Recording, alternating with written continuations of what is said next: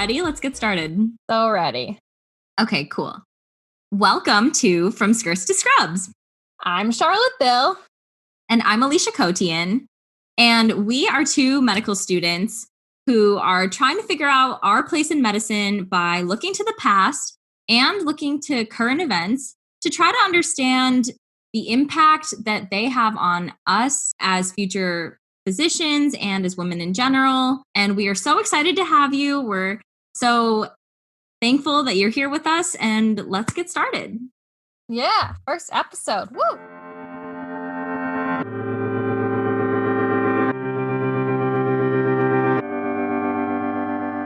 Okay. So, since we are recording this during the COVID-19 pandemic, we are going to start off with honoring our frontline workers through discussing the ancient origins of nursing. So, Alesha, what are your initial thoughts, your feelings, your understandings of like how nursing began, or what are your predictions? Okay. So, to be honest, I actually know nothing about the ancient origins of nursing. Like, when I think of ancient history, I'm not like, yeah, nurses. Like, I love nurses. I love nurses. But when I think of them, I think of like Florence Nightingale and on. Yeah. So anything before her, I really actually have no idea. But I'm sure that obviously they exist. But I guess when I imagine them, I'm just like, I'm imagining women usually are in some kind of like childbirth situation. That's kind of where my head is, like more like midwifery. Mm-hmm. But I have no idea if I'm close at all. So I'm actually really excited to learn about this because I think ancient history is obviously super cool. That's why we're here. But yeah, I don't know. Please tell me, enlighten Great. me. Yeah. Well, it's great that you know literally nothing. 'Cause I'm going to tell you all the things. So before we jump into everything, I do want to mention the sources used when studying ancient history. And this applies to like this episode and all the episodes going forward that have to do with just ancient history in general, because it is very difficult to find like clear, concise sources about ancient history and to find primary sources or firsthand accounts, which are the most accurate way of studying history. So a lot of our information is going to be coming from like artifacts such as art and different tombs or broken shards of glass. And if you're lucky, maybe actual text. And when it comes to women, things get even more complicated.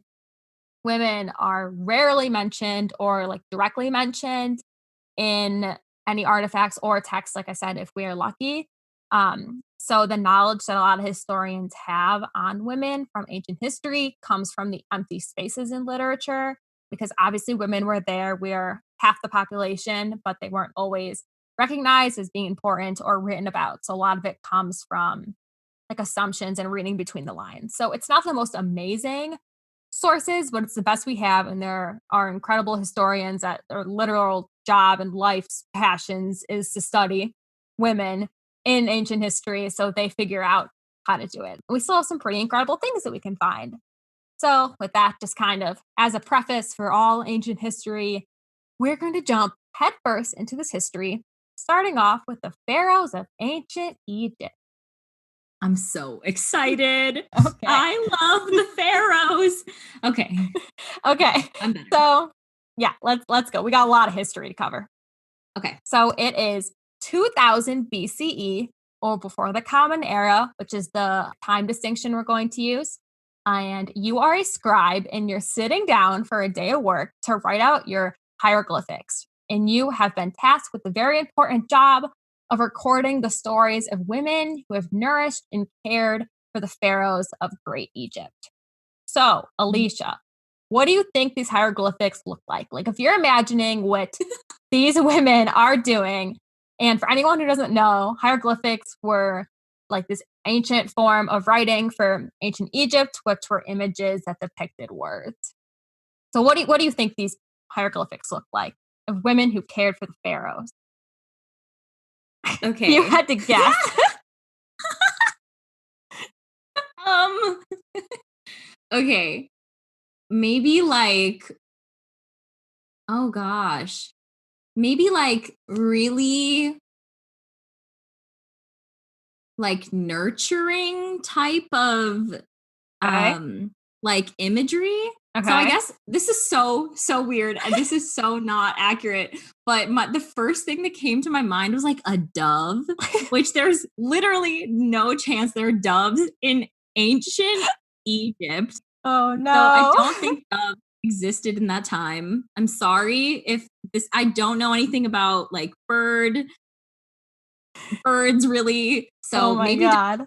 this, but I don't think they did. But that's kind of where my head is going. Is like I'm imagining this very like nurturing, like female figure. I know the ancient Egyptians were super into cats and like women and cats. Maybe there's something there. So maybe it's like a lot of animal imagery. Okay. I don't know. Please help Well, me. I love where your head is at. That's very good thinking. But the hieroglyphics usually the ones that pertain to nursing were images depicting a woman caring for a child, like in her lap, or a child suckling a woman's breast. So a lot more straightforward than you were thinking. But that's okay, because Wait, yeah. What was I thinking? that's okay. That's what we're here for. We're explaining things.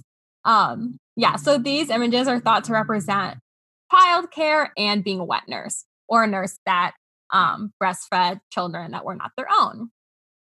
And as I will explain, many depictions of nurses in ancient Egypt seem to be tied to wet nurses. Wet nurses were often depicted as goddesses, nourishing and suckling the pharaohs. For example, one goddess by the name of Hathor. Sorry for my terrible pronunciation throughout this entire episode. But she is commonly seen in divine birth scenes where King Tut III is suckling her breast. So that's usually how they're depicted. So Alesha, another question for you. What does this tell Mhm. you about wet nurses if they are often being perceived as goddesses who are praised and shown in various statues and painting? Probably that they are really well respected in Egyptian society, that they're highly valued and cherished? Yes, Question mark? exactly. Yes. No, you're exactly right. They're very important. Yes! Yeah, whether they were goddesses or just the real women, wet nurses were very important. In for mortal women, they were often very close to the pharaohs, just as the goddesses were in those pictures. There are some words that refer to wet nurses that are very closely related to words that mean things like the royal tutor, so other servants of prominence. That kind of shows how important the wet nurses were. Also, one wet nurse by the name of Sitre was the wet nurse of the second female pharaoh, whose name was Hatshepsut.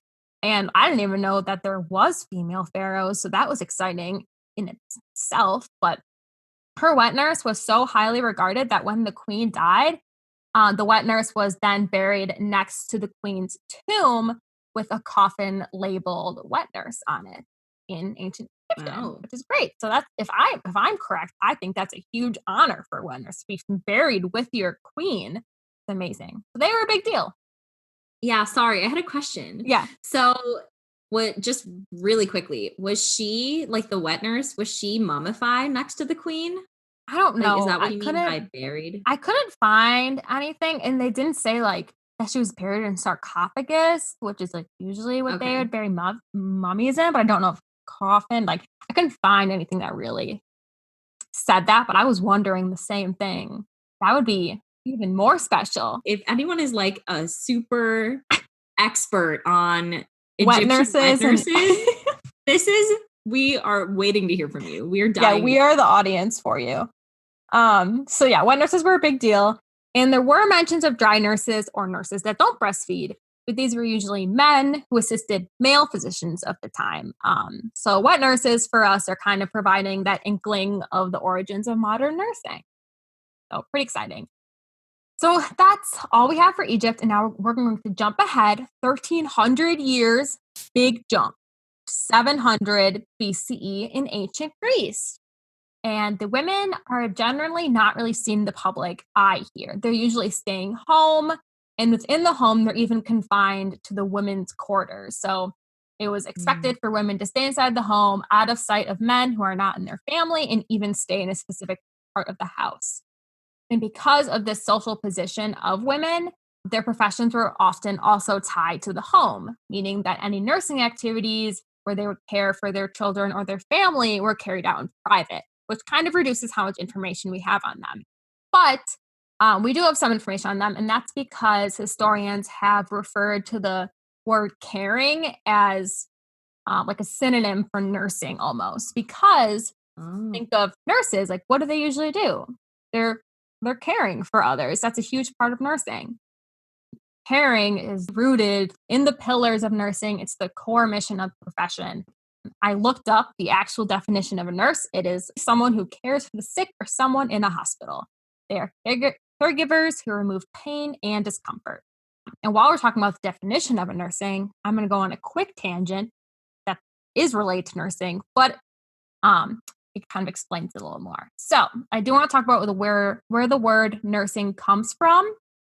So it comes from the Latin root nutire, which means to nourish, to look over, and to breastfeed. Which you see that connection? Connection back to Egypt with the breastfeeding and the wet nurses. So you see, they were the origins of nursing. Also, there's a Turkish word and a Greek term, which neither I know how to pronounce, but they both represent nursing and represent the word sister, which is important for later. So remember that. Okay. In your head, because we're gonna come back to that. But yeah, little side tangent about different words that pertain to nursing. But now we're gonna go back to the women. Okay. So women are stuck inside the house in Greece. So a lot of it's happening in there.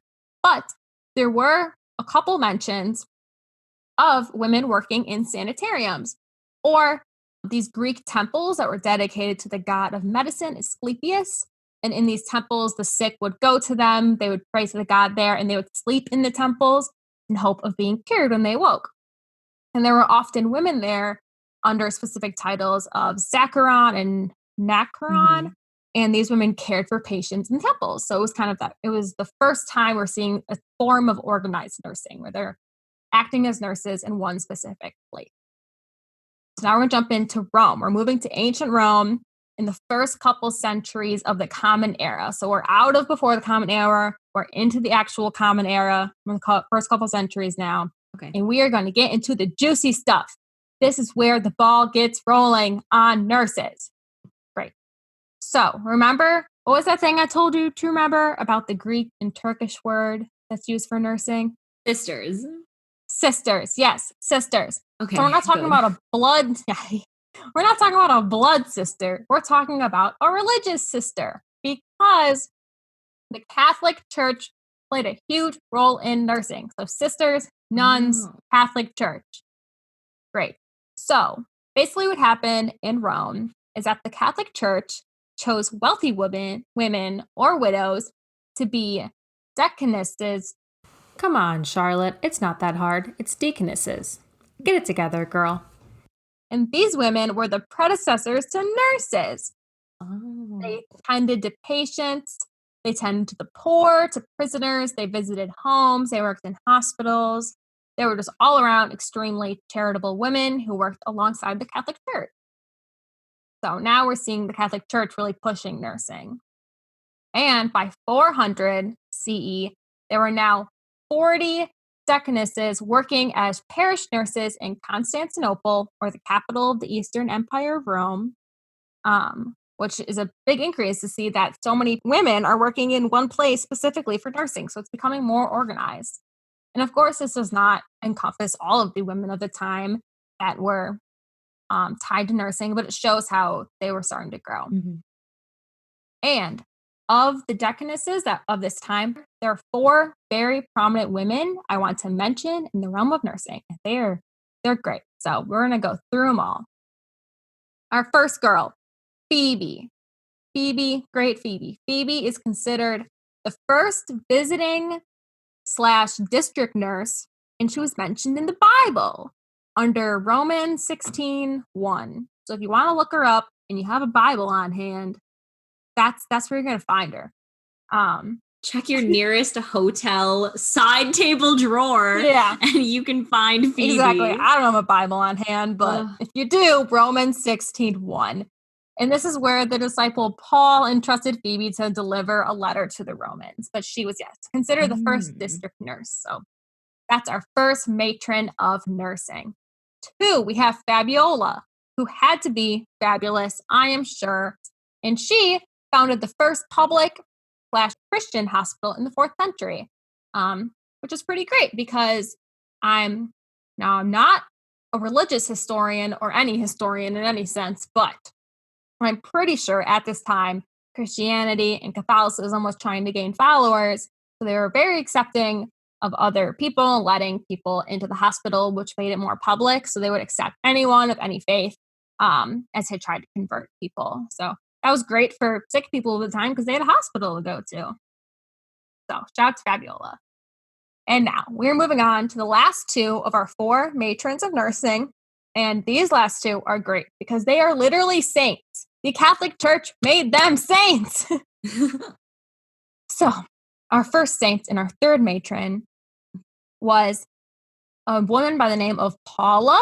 She was the first nurse to be systematically trained and train other nurses, and she founded a hospital in Jerusalem. So now nursing is becoming more prominent, more organized, and now they're being trained in a systematic way. Awesome. And then our 4th and our final matron of nursing and our 2nd saint is Marcella. And this wonderful human turned her very wealthy home into a monastery where she was teaching nurses, allowing sisters to live there. And she was considered the first nurse educator, where she taught nursing as an art, which I think is very exciting because medicine is often referred to as an art in ancient texts as well. So it's really cool to see that nursing was given that same title and that same importance. So that was nursing in Rome. So that's about half our history. Do we need to review anything? Do you have any questions, Alesha?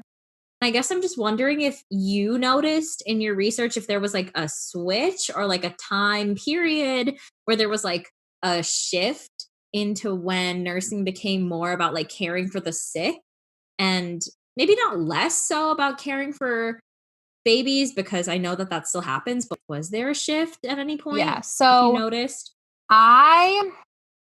Taking my knowledge of medical history from college and what I've learned now, I think that shift really happened in ancient Rome because in Egypt and in Greece, it was a lot more centered around that motherly role of taking care of children, of breastfeeding. Like I said, in Greece, they were in the home and taking care of family a lot. There were a couple instances where they weren't, but mostly it was focused on the family.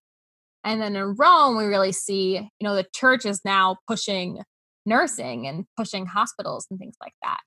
And from what I've learned in the past is there's a reason that everyone knows about Rome because it grew so quickly and became one of the greatest empires in history.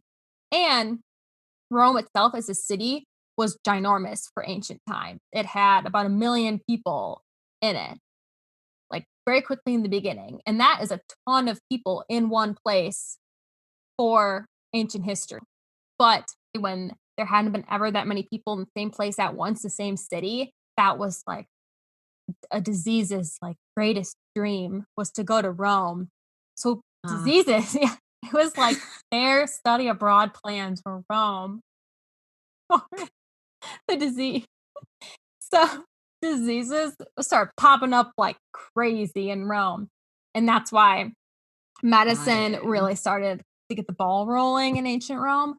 And I think if I had to assume, I think that's why nursing started to be more prominent as well, just because the need was greater for taking care of sick people outside of just being sick in your own family's house. Yeah, that makes sense. Okay, yeah, that was thank a good you. question. It made me think about it. Made me really go back in time. Yeah, I saw it in your eyes. Great. Okay. So before we continue down the road of nursing, which is mainly based in Europe, as you can probably see so far, we're going to take a quick tangent and we're going to give an honorable mention to the first Muslim nurse.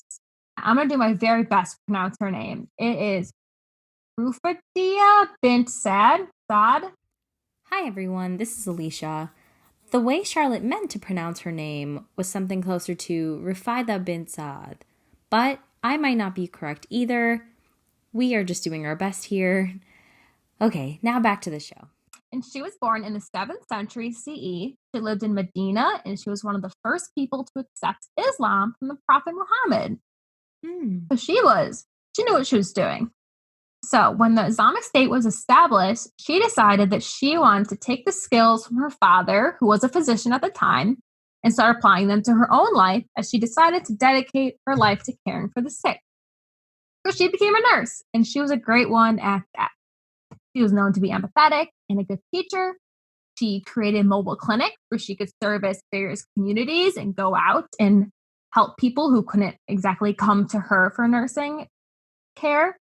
And she brought her fellow friends out to the battlefield and taught them how to care for soldiers. So she was working her butt off as a nurse and doing a great job of that.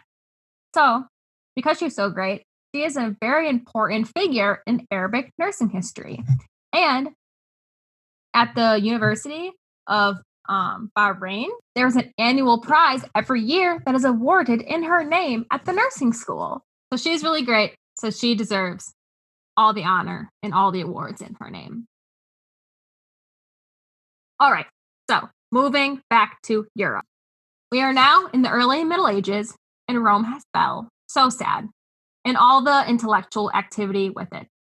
And why? Don't ask me why Rome fell, because there are 5 trillion reasons that every historian will give you. So any improvement in nursing was now pretty much completely tied to the churches, because even though Rome fell, the churches did not. As hospitals outside the churches were starting to decline with Rome and with intellectual activity, the emperor Charlemagne in the 700s CE decided that all hospitals were to be connected to churches and monasteries in Western and Central Europe. This created a space for there to be an increase in the nursing profession as the need increased. So now there's hospitals connected to churches. We're tying nursing to religion a little more, and the need for nursing is greater. And while that was going on in Western Europe, Eastern Europe was also seeing more facilities pop up under the Byzantine Empire. So there are now facilities for elders, people with leprosy, asylums, and postnatal care facilities. There was even mention in a couple of hospital charters where nurses were mentioned as being salaried employees who provided psychological support, routine care, comfort, feeding and cleaning, and supervision in the absence of the physician. Which I don't know about you, but that sounds pretty dang accurate to what they do today. Yeah, honestly. What? Has anything even changed? Yeah, so nurses are killing it back then too. Pretty much doing the same thing, but it did improve.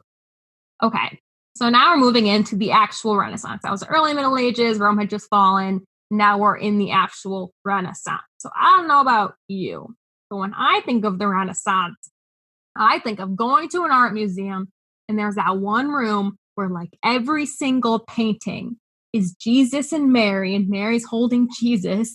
And they're all these like kind of dark images, but they have gold around them. And they're just, they're all religious. And this is pretty accurate to this story as well. Because that is so funny, because that is not at all what I think of when I think of the Renaissance. I literally think of the Renaissance fair. Not that. And hot dogs. Okay. Tell me you don't think of hot dogs when you think of the Renaissance. I forgot about the Renaissance fair. It got canceled because of COVID-19, so I forgot. Rip. Okay. Okay, well, I want you to imagine the dark paintings of the Catholic Church with gold on them. Okay. So when the 13th century hit, we're in the peak of the Renaissance. There are over 200,000 nurses and commoners providing nursing services across 150 hospitals in Europe, which is so great. That's so many nurses in Europe. So that's our goal. That's how great the nursing profession is doing. But there's also a little bit of a dark edge to this time. That's why the paintings had a little darkness over them. Because there was a little bit of a hit to nursing, as I would frame it, because this is where nursing and medicine really diverged. They had a fork in the road and they went down different parts of the fork. Medicine was advancing at this time and nursing remained the same, remained limited to basic caring duties. And not much more was improving as medicine was seeing radical improvement. So, but overall, there was pretty it was pretty much going well. It was still very much tied to the churches. You know, there was tons of nurses, lots of people being cared for. Great. The profession was expanding. Hospitals were growing out of nonprofits. They were growing in local towns. You know, all was well. The profession was at peace. That is, at least until the 16th century when the Fire Nation attacked.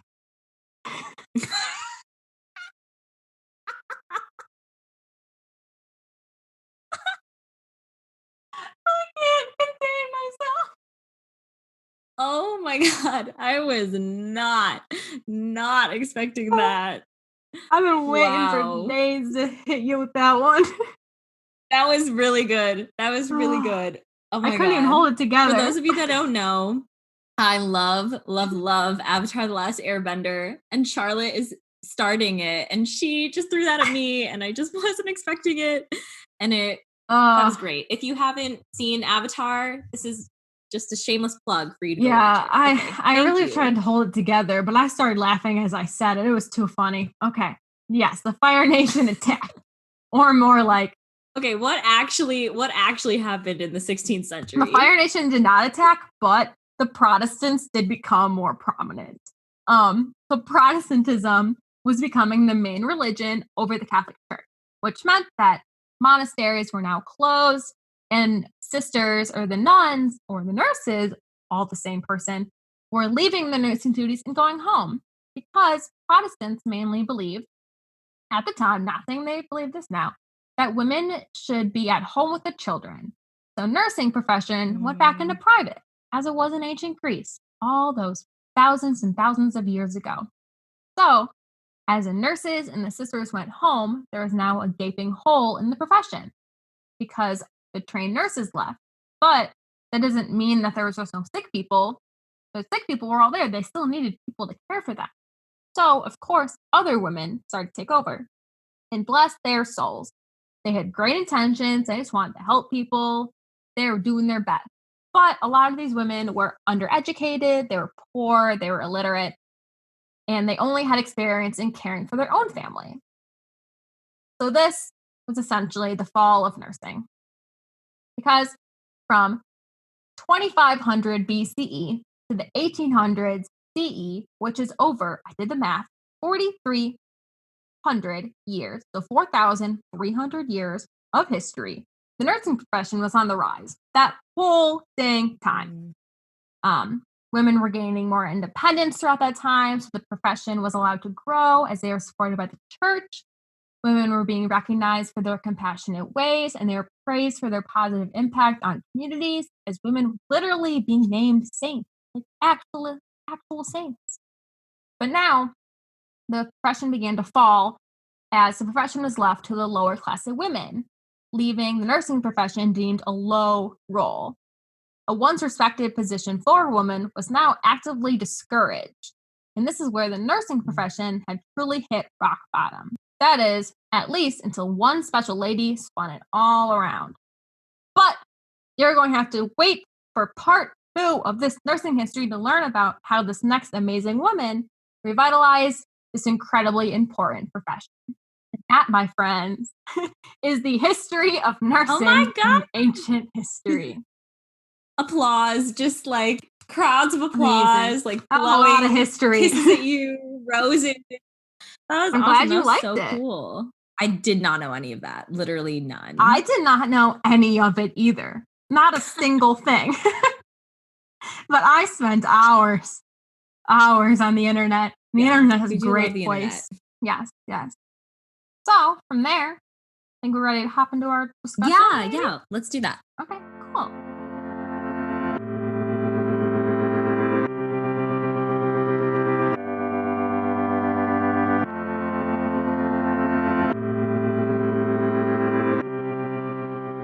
So, Alesha, what are your first thoughts? What are your feelings? That was a lot. That was literally almost 5,000 years of history to take in. So, like, where's your head at? Good question.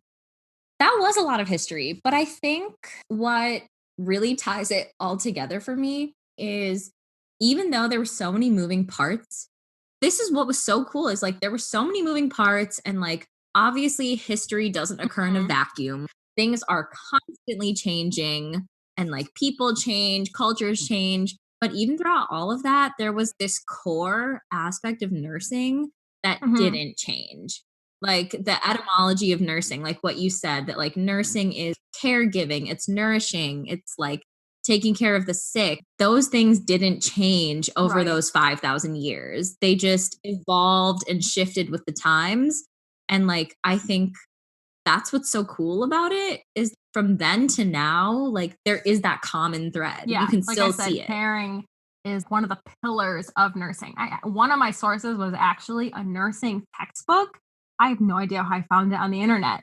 But at the Mm. beginning of a textbook, those pages that you literally never read and you just flip through, it had, Yeah. yeah, those pages. And they were going over the history of nursing and just talking about that's where I learned about the matrons of nursing from ancient Rome and just clarified a couple things. And they talked about how caring is just one of like the main pillars. Like it is the core of nursing is caring for someone else.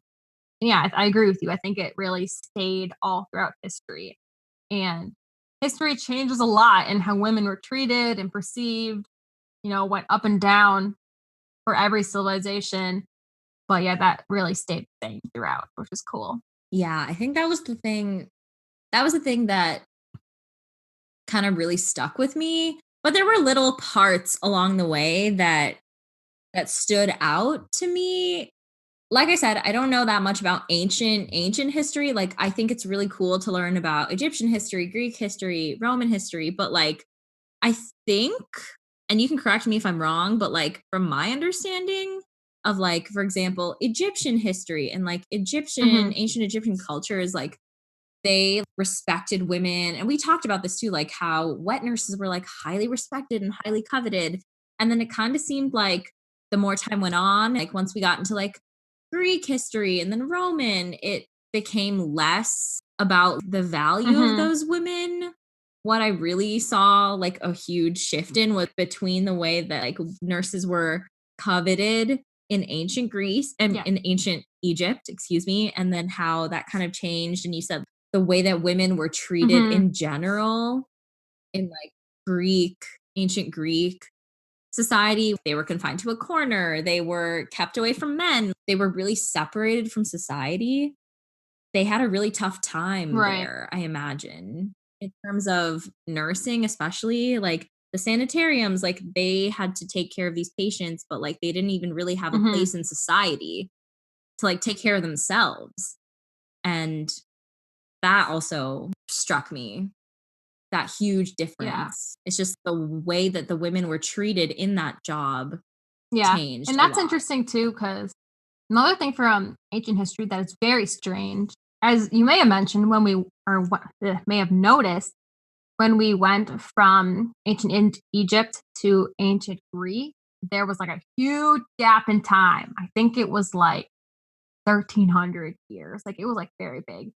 And that's because ancient Egypt was flourishing at its most greatest when Greece was just a pile of mud with some tribes figuring it out. And Greece was doing really cool things in itself at that time, but it's not the ancient Greece that everyone thinks of when you say ancient Greece.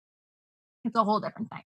And during that time, ancient Egypt's doing great. And then there was this like dark period in ancient history where a lot of the civilizations around the Mediterranean, where the sea, where Rome's on, Greece is on, Egypt's on, all those ancient civilizations kind of went dark. And no one really knows why. There's like all these crazy theories of what happened, like sea people attacked them. Crazy. And then like these civilizations came out of it, which were the ancient Greece, ancient Rome that you think of now. And culture had like drastically changed. So I wonder if that played a role in how women were perceived. Because, like you said, they were more respected and had these roles that were very important in ancient Egypt. And then we had the next civilization, and they're a lot more confined, which I think just comes out of the civilization and like what the people believed at the time. But I can't really say like why that happened. But I do think it's interesting how the profession is tied to the women and how the women were perceived by men or by the government or by religion at that time, like completely affected nursing. Like the women didn't really have any control over how they were perceived or how their profession was perceived, which I think can even apply to like today in some instances of if you're a female in medicine, whether you're a physician or a nurse, like sometimes no matter what you do, you can't be perceived like how you want to be. Sometimes it's still based in what other people think you have to be as a nurse or you have to be as a doctor, PA, or whatever you are. And they're like still stuck in that mindset and you can't really like pave a way for yourself without a lot of hard work, or even with a lot of hard work, sometimes it doesn't work out. Okay. One of my questions for you was I think it's interesting and sad how the nursing profession reputation really fell, especially when the profession became one of the lower class. Because it's not like the profession was non-existent. There were still nurses. It just wasn't highly regarded or seen as important. And they were women of lower class. And since they were women of lower class working, it was thought to be a low position. And I just think that's very interesting and like painful to hear about and very classist. And I wondered if you had any thoughts on that, any thoughts about how that might relate to like just different barriers in society today for people joining the healthcare profession. Yeah, I think I was kind of wondering why you decided to name the episode like the rise and fall of nursing. Like I was so curious because I was like, nursing hasn't fallen. Like they're still nurses, but after you explained it, I think it makes a lot of sense. And I think it is it's eye-opening to see that like juxtaposition or like that comparison between nursing being so highly coveted, being so highly regarded when it was this job that supported the pharaohs and it was like very high. It was important to the church and the church has so much power. Like when power and a vocation come together, they're super valuable. But once that switched, that you could see the drop off. And I think that kind of speaks a lot to, I mean, that still exists today. And I think that speaks a lot to the way that jobs like exist today and how there's always strata or there's always like different levels within like a workplace or within, I don't know, just different jobs that we have.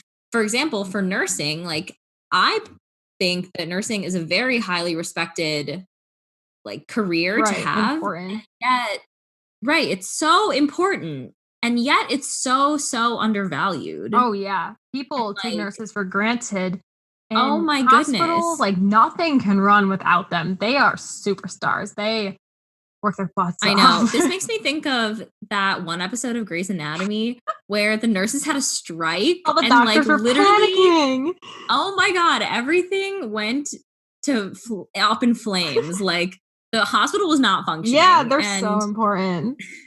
They're so important. And I think that's also what was interesting was like, even in the face of, you know, this fall, this decline of this like career or this job, people still, like women, still rose to the occasion and like filled up that space that needed filling. Women from uneducated backgrounds, probably from small little towns, like came and they filled up that space that needed to be filled because they recognized the value and importance of having this be a career for them. Importance in society. And they saw its value. Like, yeah. And they felt like, okay, this is like a good way for me to move forward.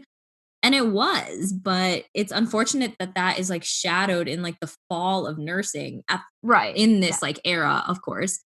And yeah, I just thought that was very poignant. It kind of is reflected in what we see today. Even if it's not exactly the same, I still think that's relevant. Yeah, they are underrated. And it hurt when I saw that in the history that they had this fall. And it was a lot because of, you know, the church wanting women to be, you know, more modest and working at home and such. But just the fact that lower women, who of course were not actually lower, this is just how society perceived them, that caused the whole profession to be seen as this low profession, that it wasn't respectable to be a nurse. And that's crazy because it's a social construct in that idea. And it's an incredibly important profession. If it wasn't important, it wouldn't stay around after it fell. Um, yeah, I agree with. Right. I think it has persisted a little bit today that people are saying, "Oh, you're just a nurse. Like you're going into nursing. Why not? Aren't you being a doctor?" And things like that. And there is great value in nursing and for dedicating all of your time to taking care of another person. Yeah, I totally agree. Yes. So as we talk about how much we love nurses, what do you think that we can take away from this as future physicians, as these two girls who are starting medical school in 2 months? What can we take away from this? um, we know, like, obviously you know this, but when I studied women's studies in college, something that we talked about a lot is like this kind of like a buzzword or like a key word that I wanted to mention is Mhm. agency and like autonomy, which kind of go together. They're very similar.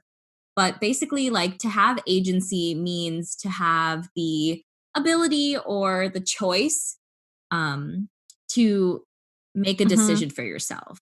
So I think the thing about this whole topic of nursing and ancient nursing, something that I noticed throughout the whole thing is yes, one, that whole like idea of like nurses being nourishing and caring and empathetic, but also like the role of nursing and women in nursing changed over time because of the way that women's Mhm. I agency agree. changed. And like women are able or unable to make certain decisions in their lives based off of their surroundings and based off of who or what is controlling them in their lives.